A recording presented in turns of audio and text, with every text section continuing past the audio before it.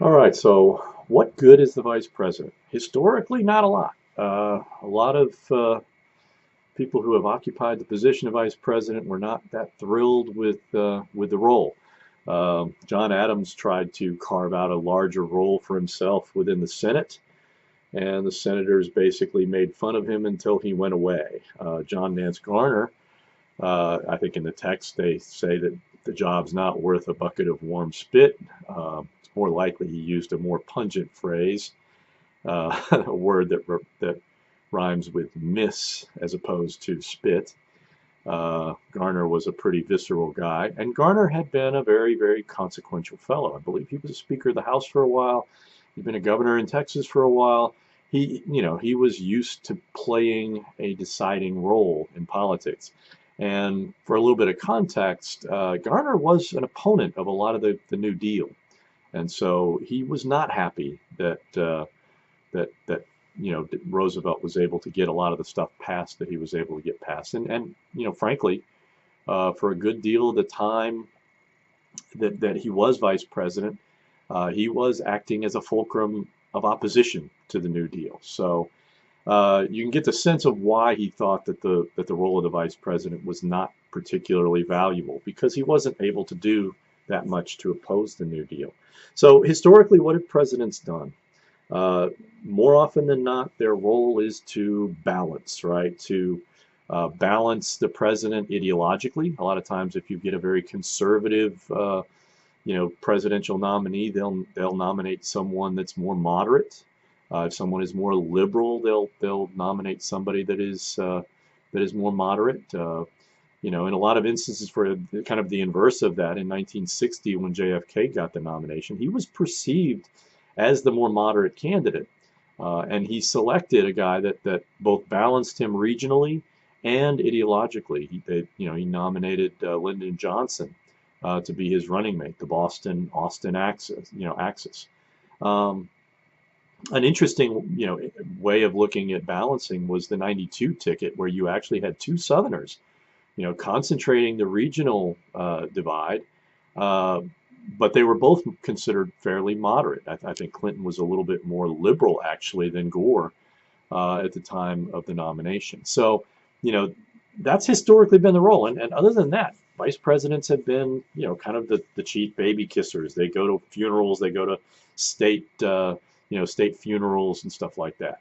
So when did that begin to change? It really began to change in 1976 with the nomination by Jimmy Carter of Walter Mondale to be his running mate. Now, again, Carter was a more moderate guy. He nominated Mondale, who was a famous, Minnesota, liberal firebrand. But they actually got to where they liked one another, and Carter actually respected Mondale's knowledge of Washington, D.C. And so, Mondale was the first guy where a president actually trusted him, had an office in the White House.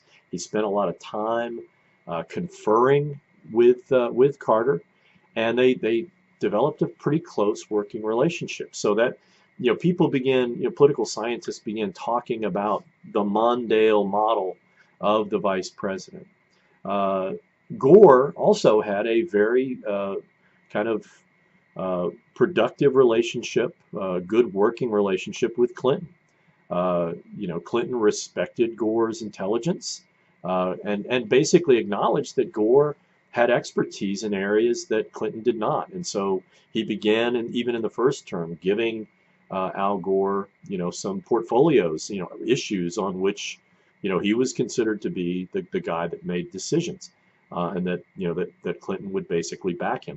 Of course, in the second term, because Clinton was increasingly absorbed with his impending impeachment and defending against that, Gore ended up basically handling the White House for a considerable period of time.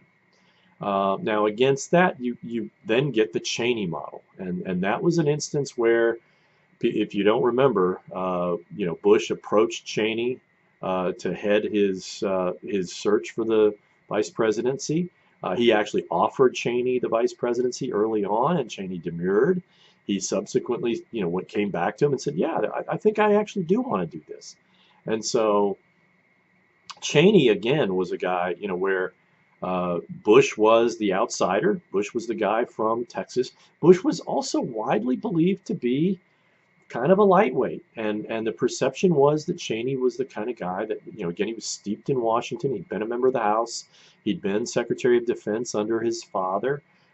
He understood politics. He was a corporate CEO in that time when the Clintons weren't, when Clinton was in the White House. And so he was considered to be the grown-up, and he, the vice president's office was substantially staffed up during Cheney's time. And the result was that, again, you had a tremendously consequential and influential president. And to the extent that Cheney effected a kind of power bond with Donald Rumsfeld at the Department of Defense, you really had a foreign policy power bond between the vice president's office and the Secretary of Defense. And that really dictated a lot of policy outcomes in that first term in ways that probably were, not great.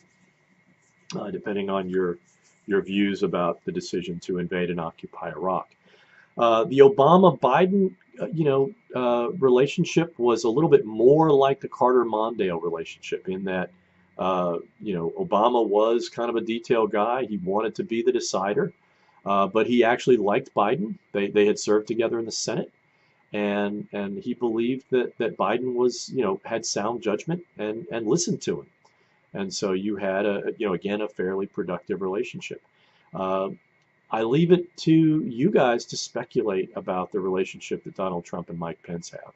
It's really hard to tell kind of behind the scenes how much influence Pence is really wielding within the Trump White House. But in any event, the vice presidency has evolved into being a much more consequential office for a very simple reason. And that is that the presidency itself is such a large office with so many responsibilities that no one person can really effectively do it. So hopefully this is helpful to